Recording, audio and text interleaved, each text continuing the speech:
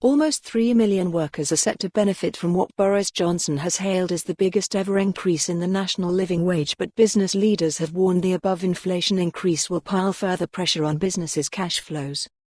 According to data from the Independent Low Pay Commission, the 51p increase in the NLW to £8.72 from £8.21 is the largest since the rate was introduced in April 2016.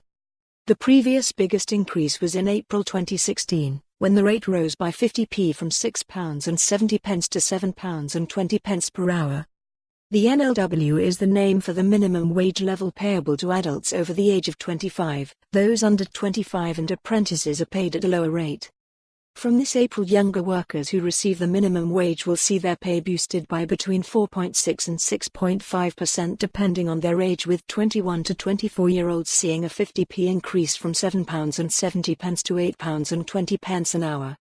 Hannah Essex, co-executive director at the British Chambers of Commerce, said an above-inflation pay increase came at a difficult time for businesses.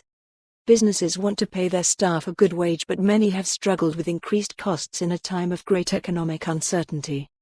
Raising wage floors by more than double the rate of inflation will pile further pressure on cash flow and eat into training and investment budgets. Craig Beaumont, Director of External Affairs at the Federation of Small Businesses, urged ministers to implement promised pro-business measures before the increase takes effect. This government has promised a reduction in the jobs tax through an increase in the employment allowance. With an NLW increase of this size now on the horizon, it's critical that it delivers swiftly. The Prime Minister, however, hailed the biggest ever cash boost to the national living wage, which was first announced by Chancellor Sajid Javid in September.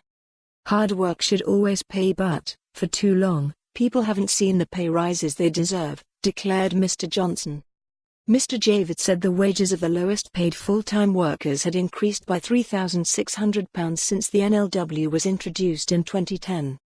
He added, "But we want to do more to level up and tackle the cost of living, which is why the national living wage will increase further to £10.50 by 2024 on current forecasts."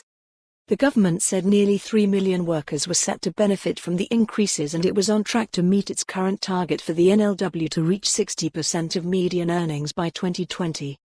The new rate starts on April 1, 2020 and will result in an increase of £930 over the year for a full-time worker on the NLW. Nico Minetti, an economic analyst at the Resolution Foundation think tank, welcomed the increase but warned it was not risk-free.